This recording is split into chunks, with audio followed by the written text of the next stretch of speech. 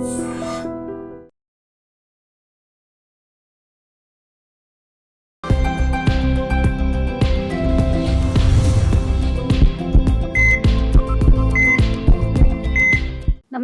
Welcome to healthy conversations with I dream media. నేను మీ ఛాన్సీ. So ఈరోజు మనతో డాక్టర్ చిన్నబాబు గారు ఉన్నారు, ఆంకాలజిస్ట్.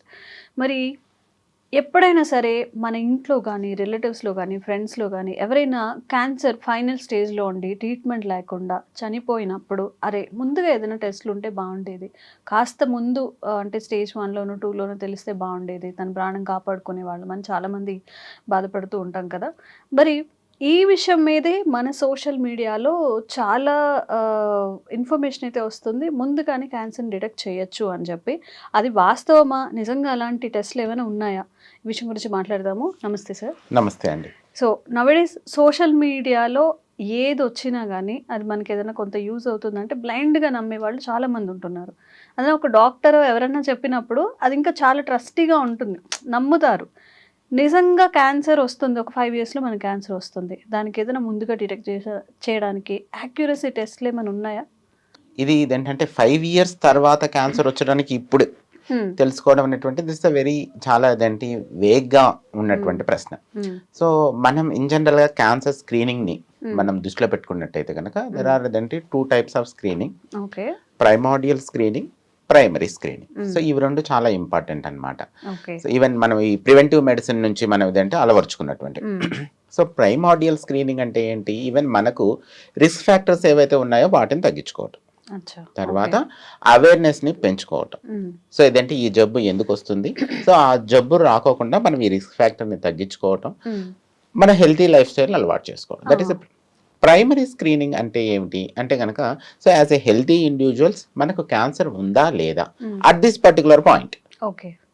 ఓకే, సో ఇదే 5 years డౌన్ ద లైన్ మనకి ఇదంటే క్యాన్సర్ వస్తుందా లేదా అనేటువంటి దానికి ఇంకా ఇదంటే ఫుల్ ఫ్లెడ్జ్డ్ గా టెస్ట్ లేవు. కానీ బట్ ఇదంటే అట్ దిస్ జంక్షన్, సో ఇదంటే మనకు ఉన్నాయా లేవు, అది కూడా కొన్ని పర్టికులర్ క్యాన్సర్స్ కి మాత్రమే ఉన్నాయి. For suppose carcinoma cervix, okay, గర్భాశయ ముఖద్వార క్యాన్సర్, దీనికి మనకు pap smear, HPV co testing, okay, even VIA visual glacial acetic acid application అనేటువంటివి ఈ టెస్ట్లు ఉన్నాయి. కార్సినోమా బ్రెస్ట్ కి మామోగ్రఫీ ఉంది. ఓకే, దానితో పాటు self breast examination, clinical breast examination అంటే తనంతకు తాను చేసుకునేది హెల్దీ ఇండివిజువల్, ఈవెన్ ఒక హెల్త్ కేర్ పర్సన్, ఓకేనా, డాక్టర్ చేసేటువంటి clinical breast examination, then mammography. అవి కాకుండా హెడ్ అండ్ నెక్ క్యాన్సర్స్ కి, సో వాటికి కూడాను ఏంటి మనం స్క్రీనింగ్ టెస్ట్ చేస్తాం. సో ఇవి కాకుండా మగవాళ్ళకి మోర్ దాన్ 50 years ఉన్నటువంటి వాళ్ళకు simple PSA testing. But not అదేంటంటే ఈ పిఎస్ఏ టెస్ట్ కి ఇదంటే బోల్డ్ అండ్ అదర్ కాజెస్ కూడా ఉన్నాయి పిఎస్ఏ రైజ్ చేసేటువంటివి, but still we're doing it. Okay, so అది ఇవి మాత్రమే స్క్రీనింగ్ టెస్ట్లు ఉన్నాయి. ఈ స్క్రీనింగ్ టెస్ట్ అనేటువంటిది హెల్దీ ఇండివిజువల్ కి హూ ఆర్ అంటే జనరల్ పబ్లిక్ కి చేయడం జరుగుతుంది. సో ఇప్పుడు ఈ హెల్దీ ఇండివిజువల్స్ లో ఎవరైనా కూడాను అంటే క్యాన్సర్ పికప్ చేసుకోవటం వల్ల చాలా వరకు అంటే ఎసిమ్టమాటిక్ పేషెంట్స్ కదా వీళ్ళకి సిమ్టమ్స్ లేవు కాబట్టి క్యాన్సర్ అనేటువంటి అర్లీ స్టేజ్ లో ఉండడం జరుగుతుంది. కాబట్టి మనం early stage is the key for the treatment, even cancer success కూడా, క్యాన్సర్ ట్రీట్మెంట్ సక్సెస్ కూడా. సో అర్లీ స్టేజ్ లో మనం కనుక్కొని ట్రీట్మెంట్ ఇవ్వటం వల్ల ఎక్కువ కాలం అనేటువంటిది మనం లైఫ్ ఇచ్చిన వాళ్ళం అవుతాం. సో ఆ విధంగా ఇది ఇంపాక్ట్ అవుతుంది. ఓకే, కానీ ఎగ్జాక్ట్ గా మీకు క్యాన్సర్ ఉందో లేదో ముందుగానే తెలుస్తుంది అని కొంత బయట జరుగుతుంది, ఈ టెస్ట్ల ద్వారా తెలుస్తుంది అని చెప్పి, అందులో వాస్తవం ఎంత? సో అంటే ఈ టెస్ట్లు నేను చెప్పిన వాటికైతే కనుక వ్యాలిడేటెడ్ ఎవిడెన్స్ ఉన్నటువంటి ప్రకారం. సో కొన్ని ఇదేంటంటే మీరు అడుగుతున్నటువంటిది కొన్ని జెనెటిక్ టెస్ట్ గురించి ఏమైనా ఇదేంటి గురించి. సో జెనెటిక్ టెస్ట్ అనేటువంటివి ఇప్పుడున్నటువంటి స్థితిలో ఒక మామూలుగా దానికంటే ముందు కొన్ని విషయాలు తెలుసుకోవాలి. జెనెటిక్ టెస్ట్ ఎందుకు ఇంపార్టెంట్, ఎందుకు చేస్తామనే విషయం, అంటే జెనెటిక్ టెస్ట్ ఎందుకు కావాలి. ఇప్పుడు మన శరీరంలో దగ్గర ఒక అడల్ట్ శరీరంలో ఒక 60 kgs బాడీ ఉన్నటువంటి దానిలో దగ్గర 40 trillion cells ఉంటాయి. సో ఈ 40 trillion cells లో ఇదంటే ఎవ్రీడే ఇదేంటి చాలా వరకు కణాలు ఒక కణం రెండుగా డివిజన్ అవుతూ ఉండటం, ఇది ఫిజియోలాజికల్ స్ట్రెస్ ని బట్టి ఉంటుంది అనమాట. ఎంతవరకు డివిజన్ అవ్వాలి, ఎక్కడ ఆగాలి. సో ఇదంటే వీటన్నిట్లలో ఈ క్యాన్సర్ ఈ కణం ఒకటి రెండుగా డివిజన్ అవుతున్నటువంటి ఈ క్రమంలో 40 trillion సెల్స్ అంటే చూడండి ఎన్ని ఎక్కువ.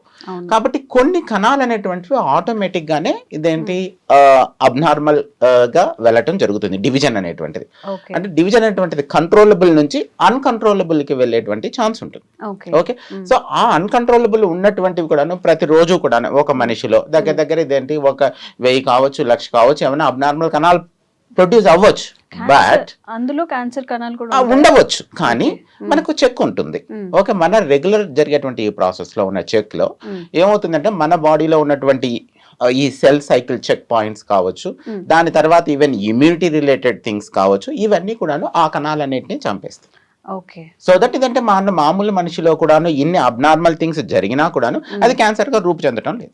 ఓకే, కానీ కొంతమందిలో అది క్యాన్సర్ కణాలుగా రూపు చెందడం జరుగుతుంది. సో ఈ అబ్నార్మాలిటీ జరుగుతున్నటువంటి వాటిలో కొన్ని ఓకేనా ఈ సెల్ సైకిల్ ఏదంటే స్పెసిఫిక్ చెక్ పాయింట్స్ అని చెప్పుకున్నాము. సెల్ గ్రోత్ కి సిగ్నలింగ్స్ కావచ్చు, దాంట్లో ఏదంటే ఆంకో జీన్స్ అని చెప్పేసి, ట్యూమర్ సప్రెసర్ జీన్స్ అని చెప్పేసి ఈ 2 రకాలైనటువంటి జీన్స్ ఉంటాయి. ఇందులో కొన్ని డిఎన్ఏ రిపేర్ మెకానిజం లో ఉపయోగపడేటువంటి జీన్స్ కానీ ఈ కొన్ని జీన్స్ లో ఏదైనా ప్రాబ్లం అనేటువంటి జరిగితే అవి కొన్ని ఫ్యామిలీస్ లో రన్ అవ్వడం జరుగుతుంది. అంటే ఏంటి, వీటిని జర్మ్ లైన్ మ్యుటేషన్స్ అని అంటారు. బేసిక్ గా రీసెర్చ్ అక్కడ స్టార్ట్ అయింది. సో ఎందుకంటే కొన్ని క్యాన్సర్స్ ఫ్యామిలీలో రన్ అవుతున్నాయి. సో ఆ రన్ అవుతున్నటువంటి క్యాన్సర్స్ ఏమిటి, ఎట్లా అనేటువంటి తెలుసుకోవడంలో స్టార్ట్ అయింది. దాని తర్వాత ఇదేంటి కాంప్రహెన్సివ్ జీనోమిక్ ప్రొఫైల్ స్టార్ట్ అయింది. అంటే ఏమిటి అంటే మన బాడీలో ఉన్నటువంటి ఆ కణంలో ఎన్ని జీన్స్ ఉన్నాయి, ఆ జీన్స్ లో ఏదంటే ఎన్ని ఏదంటే పెథాలజికల్ జీన్స్ ఎన్ని ఉన్నాయి, సో ఎన్ని క్యాన్సర్ ని కాజ్ చేస్తున్నాయి, కొన్ని ఇదేంటి క్యాన్సర్ కాజ్ చేయనివి ఉన్నాయి, కొన్ని ఈవెన్ ఆ జీన్స్ క్యాన్సర్ కాజ్ చేస్తాయో లేదో కూడా తెలియదు. సో దాన్ని VUS అంటారు, వేరియంట్ ఆఫ్ అన్నోన్ సిగ్నిఫికెన్స్. మనకి ఇంకా తెలియదు అసలు అది క్యాన్సర్ ఎక్కడ కాజ్ చేస్తుంది. ఎందుకంటే మన దగ్గర ఉన్నటువంటి మిటేషన్స్ కూడా చాలా ఎక్కువ. ఒక దగ్గర ఇదేంటి 20,000 అదేంటి మిటేషన్స్ ఉంటాయి. దాంట్లో కొన్ని మిటేషన్స్ మాత్రమే క్యాన్సర్ ని కాజ్ చేస్తున్నాయి అనేటువంటి దాని గురించి మన దగ్గర ఇప్పుడు కొంచెం ప్రూఫ్ ఉంది. ఇంకా కొన్ని మిటేషన్స్ ఎప్పుడు కాజ్ చేస్తాయి, అసలు కాజ్ చేస్తున్నాయా లేదా, మేబీ ఇదేంటి ఈ డేటా అనేటువంటిది పైలప్ అయిన తర్వాత మేబీ ఇదేంటి మనకు తెలియవచ్చు. దానికి మన దగ్గర ఇన్ఫర్మేషన్ లేదు. సో ఇప్పటి వరకు ఉన్నటువంటి ఇన్ఫర్మేషన్ ఏంటి అంటే కనుక కొన్ని పర్టికులర్ గా జర్మ్ లైన్ మ్యుటేషన్స్ లో వచ్చేటువంటి క్యాన్సర్స్ వాటిని తెలుసుకోవడం కోసం, అంటే దానికి జర్మ్ లైన్ మ్యుటేషన్స్ ఉండాలంటే ఫ్యామిలీ హిస్టరీ ఉండాలి. So personal history or family history of cancer ఉన్నటువంటి వాళ్ళకు, యంగ్ ఏజ్ లో ఉన్నటువంటి క్యాన్సర్ ఉన్నటువంటి వాళ్ళకు, సో ఇదేంటి ఒకే పేషెంట్స్ కు 2 కానీ 3 క్యాన్సర్లు కూడా ఉంటాయి. అటువంటి వాళ్ళకు కూడాను మనం ఈ రకమైనటువంటి జర్మ్ లైన్ టెస్ట్లు చేస్తాం. ఇది బేసిక్ స్క్రీనింగ్ టెస్ట్ లాంటివి చేసేటువంటి. ఇంకోటి థెరపటిక్ పర్పస్ కోసం కూడా చేస్తాం. అంటే ఏంటి, ఈ క్యాన్సర్ కణాలు ఏ మ్యుటేషన్స్ కాజ్ చేసుకుని ఉందో ఆ మ్యూటేషన్స్ కి మనం ఏదైనా స్పెసిఫిక్ టార్గెట్ థెరపీ ఏమైనా ఉపయోగించుకోవచ్చా, సో ఆ పర్పస్ కోసం కూడాను ఈ జీనోమిక్ ప్రొఫైల్ అనేటువంటిది చేయడం జరుగుతుంది. ఇవి తప్ప as a general public okay ఇదంటే ఒక అసిమ్టమాటిక్ జనరల్ పబ్లిక్ కి నీకు క్యాన్సర్ డౌన్ ద లైన్ వస్తుందా రాదా అనేటువంటిది ఈ జంక్షన్ లో మనం జెనెటిక్ స్క్రీనింగ్ చేసుకోవటం వల్ల తెలిసేటువంటి అవకాశాలు చాలా తక్కువ. ఒకవేళ ఫ్యామిలీ హిస్టరీ ఉండి, పర్సనల్ హిస్టరీ ఉండి, young age personal history, multiple family members లో క్యాన్సర్స్ ఉండటం, సో ఇటువంటివన్నీ కూడా కలిపితే అప్పుడు మనం ఇదేంటి వాళ్ళ ఫ్యామిలీలో క్యాన్సర్ ససెప్టబిలిటీ సిండ్రోమ్ ఏదో సంథింగ్ రన్ అవుతుంది, దానికి మనం కాంప్రహెన్సివ్ జీనోమిక్ టెస్ట్ చేస్తాం. అన్లెస్ అంటిల్ జనరల్ పబ్లిక్ మాత్రం ఎటువంటి స్క్రీన్ అంటే జీనెటిక్ స్క్రీనింగ్ టెస్ట్ అయితే రికమెండేషన్ కాదు. ఓకే, సో దానివల్ల యాక్యురేట్ గా ఉంది లేదు అనేది తెలియదు, చెప్పడం కష్టం. ఓకే ఓకే, కానీ చాలా మందికి ఏంటంటే ఓకే ఇప్పుడు ఏదో టెస్ట్ వచ్చింది, ఇది చేయించుకుంటే మనకి క్యాన్సర్ ఉందో లేదో ముందుగానే తెలిసిపోతుంది అన్న థాట్ లోనే ఉన్నారు ఇప్పుడు. యాక్చువల్లీ ఇదేంటంటే వాళ్ళకి ఎటువంటి సస్పిషన్ ఉన్నా first they have to consult a doctor. ఓకేనా, హూ ఈజ్ ఏంటంటే ఆంకాలజిస్ట్, వాళ్ళు సర్జికల్ కావచ్చు, మెడికల్ కావచ్చు, రేడియేషన్ కావచ్చు, ఎనీ ఆంకాలజిస్ట్ ఓకేనా, వాళ్ళని కన్సల్ట్ అయ్యి వాళ్ళ హిస్టరీ మొత్తం ఇదేంటి డాక్టర్తో డిస్కస్ చేసుకున్న తర్వాత ఇఫ్ డాక్టర్ ఇదేంటి ప్రిస్క్రైబ్ చేస్తే మేబీ అండర్గో.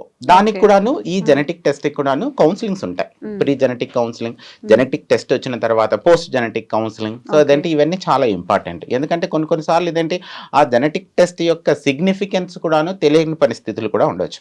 ఒకవేళ జెనెటిక్ టెస్ట్ యొక్క సిగ్నిఫికెన్స్ తెలిసిన తర్వాత అదేంటి ఎక్స్ప్రెస్ చేయడానికి మల్టిపుల్ ఫ్యాక్టర్స్ మనకి ఇదేంటి ఇబ్బంది జరగవచ్చు. ఒక చిన్న ఎగ్జాంపుల్ నేను చెప్తాను. సో ఏంటి ఈ ఎగ్జాంపుల్ అంటే, నా దగ్గర ఒక పేషెంట్ ఉన్నారు ఓకే, అరౌండ్ ఇదేంటి 58-year-old ఫీమేల్. తన కూతురికి ఇదేంటి ఇంకొక 4-5 monthsలో మ్యారేజ్ ఉంది. దాని తర్వాత తనకు ఆ సమయంలో బ్రెస్ట్ క్యాన్సర్ డిటెక్ట్ అయింది. సో అదంటే ట్రీట్మెంట్ అదంటే చేస్తున్నటువంటి ఇదేంటి టెస్ట్లు చేస్తున్నటువంటి దాంట్లో తనకు ఫ్యామిలీ హిస్టరీ కూడా ఉంది. ఒక CA బ్రెస్ట్ ఉంది వాళ్ళ పిన్నికి, పేషెంట్ వాళ్ళ పిన్ని గారికి. సో సరే అని చెప్పేసి మేము BRCA1 BRCA2 టెస్ట్లు చేయడం జరిగింది. ఆ పేషెంట్కి పాజిటివ్ వచ్చింది. జర్మ్ లైన్ మ్యుటేషన్ కూడా పాజిటివ్ వచ్చింది. So germ line mutation positive వచ్చినప్పుడు మేబీ ఇదంటే వాళ్ళ కూతురికి కూడా వచ్చేటువంటి ఛాన్స్ కూడా ఉంది. సో కాబట్టి అట్ దిస్ జంక్షన్ ఇదేంటి అసలు ఇదంటే ఆ ఇంప్లికేషన్ ఎలా చెప్పాలి? దెర్ ఆర్ సో మెనీ ఇదేంటి హడల్స్. అసలు ఇదేంటి సోషల్ ఇదేంటి హడల్స్ కావచ్చు, ఈవెన్ ఇదంటే బ్యారియర్స్ చాలా ఉంటాయి. సో దాన్ని వెరీ సెన్సిటివ్ వేలో మనం డిస్కస్ చేసి డీల్ చేసి దాని తర్వాత ఇది చేయాలి. ఓకే, సో అట్లాంటిది అందుకనే pre test counselling, post test counselling అనేటువంటిది ఇట్స్ వెరీ మ్యాండేటరీ. మనం యాజ్ ఇన్ జనరల్ గా ఇదంటే జస్ట్ లైక్ ఇదంటే హౌ వీఆర్ డిస్కసింగ్ అలా మనం ఇదంటే జెనెటిక్ టెస్ట్ ని చేయించడానికి లేదు. Okay okay. ఇఫ్ చాలా మందిలో మీరు అన్నట్టుగా ఫ్యామిలీ హిస్టరీలో మదర్కి కనుక క్యాన్సర్ వచ్చి ఉంటే డాటర్కి కూడా వచ్చే అవకాశం ఎంతవరకు ఉండొచ్చు? దానికి కూడా స్పెసిఫిక్ మ్యుటేషన్స్ కావాలి. సో ఇదంటే నేను చెప్తున్నా కదా, there are so many genes. ఆ జీన్స్ లో కొన్ని పర్టికులర్ జీన్స్ మాత్రమే జర్మ్ లైన్ లో వెళ్తాయి. ఇప్పుడు ఫర్ సపోజ్ నేను చెప్తున్నాను, ఒక 100 క్యాన్సర్స్ తీసుకున్నాం, ఒక 100 పేషెంట్స్ 100 డిఫరెంట్ క్యాన్సర్స్ తీసుకుంటే ఆ 100 మంది పేషెంట్స్ లో కూడా ఓన్లీ ఈ ఫెమిలియల్ కాంపోనెంట్ 5 to 10% వరకే ఉంటుంది. మిగతా 90 to 95% ఆఫ్ ద పేషెంట్స్ లో వచ్చేటువంటి క్యాన్సర్ స్పోరాడిక్ క్యాన్సర్స్. అంటే ఏంటి, తన బాడీలోనే తనకు ఉత్పత్తి అవుతుంది. సో తనకి ఇదంటే ఫ్యామిలీ వంశపారపర్యంగా వెళ్ళదు. సో అంటే ఈ బాడీని తన లైఫ్ స్టైల్ చేంజెస్ వల్ల కావచ్చు, ఎన్విరాన్మెంటల్ ఫ్యాక్టర్స్ వల్ల కావచ్చు, సో తను తీసుకున్నటువంటి ఫుడ్ దాంట్లో డయటరీ హ్యాబిట్స్ వల్ల కావచ్చు, ఇదేంటి తన బాడీలోనే క్యాన్సర్ అనేటువంటిది డెవలప్ అవడం జరుగుతుంది. ఓన్లీ 5 to 10% ఆఫ్ ద పీపుల్కి మాత్రమే అటువంటి కాంపోనెంట్ ఉంటుంది. ఆ కాంపోనెంట్లో కూడాను కొన్ని మాత్రం, ఇప్పుడు బ్రెస్ట్ క్యాన్సర్ కావచ్చు, ఓవేరియన్ క్యాన్సర్ కావచ్చు, కొలోరెక్టల్ క్యాన్సర్స్ కానీ, ప్రోస్టేట్ క్యాన్సర్స్ కానీ, సో ఇటువంటివి మాత్రమే ఇదేంటి ఫ్యామిలీలో రన్ అవటం అనేటువంటిది జరగడం చూస్తున్నాం. సో వాటికే స్పెసిఫిక్ టెస్ట్లు ఉన్నాయి. Sir, as earlier we discuss, చాలా మన బాడీలో పర్ డేకి 1,00,000 క్యాన్సర్ కణాలు ఉంటే కొన్ని చనిపోతున్నాయి, కొన్ని క్యాన్సర్గా మారుతున్నాయి. సో ఈ ఇమ్యూనిటీని వాళ్ళు ఎలా డెవలప్ చేసుకోవాలి, దీన్ని ఎలా వాళ్ళు డీల్ చేసుకోవచ్చు? సో ఇప్పుడు ఏంటంటే మన బాడీలో పర్ డే ఇదేంటి అది స్పెసిఫిక్ నంబర్గా నేను ఇదేంటి చెప్పట్లేదు, ఎందుకంటే ఇదేంటి ప్రూవెన్ ఫ్యాక్ట్ లేదు. కానీ ఇన్ని తప్పులు జరగచ్చు, జరిగినా కూడా వాటిని రెక్టిఫై చేసుకోగలుగుతుంది మన బాడీ, అది నేను చెప్తున్నాను. సో ఇందులో ఏ ఒక్క సెల్ కూడాను ఈ రెక్టిఫికేషన్ లేకపోవటం వల్ల అది క్యాన్సర్గా పరిణమించేటువంటి ఛాన్సెస్ ఉంది. బట్ ఆ ఒక సెల్ కూడా రాకోకుండా మనకు సో మెనీ ఫ్యాక్టర్స్ ఉన్నాయి. సో ఇదేంటి సెల్ సైకిల్ నేను స్పెసిఫిక్ చెక్ పాయింట్స్ చెప్పాను.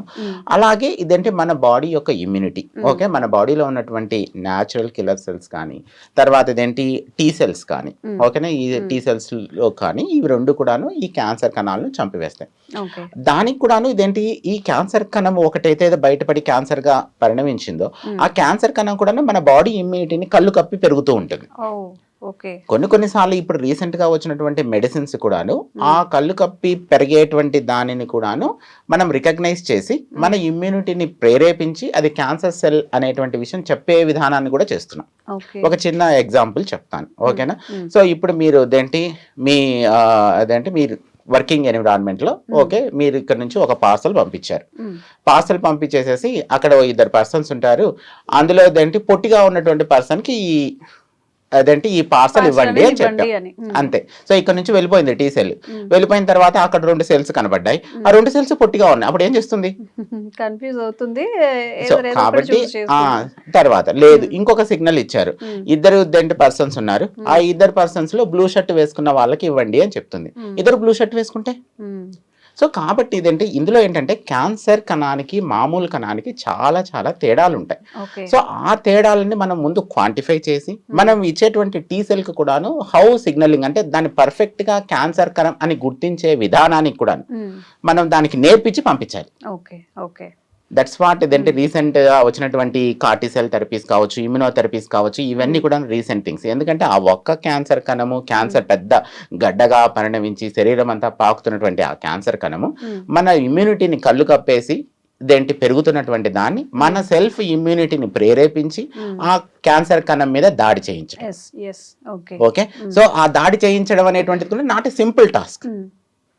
సో ఇట్స్ ఏంటంటే చాలా ఫ్యాక్టర్స్ మీద డిపెండ్ అయి Depend అయి ఉంటుంది. ఉంటుంది. ఓకే, సో అందుకనే సక్సెస్ రిజల్ట్స్ కూడాను సో ఇదంటే మనం ప్రైమ్ చేసి మనం టీ సెల్ పింపించేటువంటి ఈ విధానంలో సో ఇదంటే సో మెనీ ఫ్యాక్టర్స్ మనకి హర్డల్స్ దాటుకొని వెళ్ళవలసి ఉంటుంది. ఓకే. అందుకే ట్రీట్మెంట్ రిజల్ట్స్ యొక్క సక్సెస్ కూడాను it's not depend upon only single thing, so it's so many things మీద డిపెండ్ అయి ఉంటుంది. ఉంటుంది. Yeah. Okay, okay. సో ఎవరైనా కానీ చెప్పినప్పుడు బ్లైండ్గా ఏది ఒక కంక్లూషన్కి అయితే రావద్దు. ఇప్పటి వరకు అయితే ఈ టెస్ట్తోనే కన్ఫామ్గా క్యాన్సర్ ఉందో లేదో తెలుస్తుంది, లేదా డిటెక్షన్ ప్రీ డిటెక్షన్ అనేది ముందుగా తెలుస్తుంది, ఇలాంటివి అయితే ప్రస్తుతానికి లేవు. బట్ ఇన్ ఫ్యూచర్ రావాలని కోరుకుందాం. అండ్ ఇలాంటి మోస్ట్ ఇన్ఫర్మేటిక్ వీడియోస్ చిన్నబాబు సార్ త్రూ అందించే ప్రయత్నం చేస్తూ ఉంటాము. Thank you so much sir. Thank you అండి. And for more videos, Please subscribe to iDream. Please subscribe to iDream. Please subscribe iDream. And please subscribe to iDream. For more videos, subscribe to iDream. please like, share, and subscribe to the channel. Congratulations, iDream. subscribe to iDream. Subscribe to iDream. So subscribe to iDream Media. iDream की iDream team अंदर की huge congratulations. Please subscribe iDream Media. Please subscribe to iDream. Subscribe iDream. Please subscribe to iDream. iDream అంటే నా కళల channel subscribe చేసుకున్న నోరు తిరుగుతలేదు, మీరైతే గంట గుర్తు కొట్టండి. For more such videos, please subscribe to iDream. Subscribe to iDream. Please subscribe to iDream. Please subscribe iDream Media. Please do subscribe to iDream. Please subscribe to iDream Media. For best entertainment and information, please subscribe iDream. And don't forget to subscribe to iDream.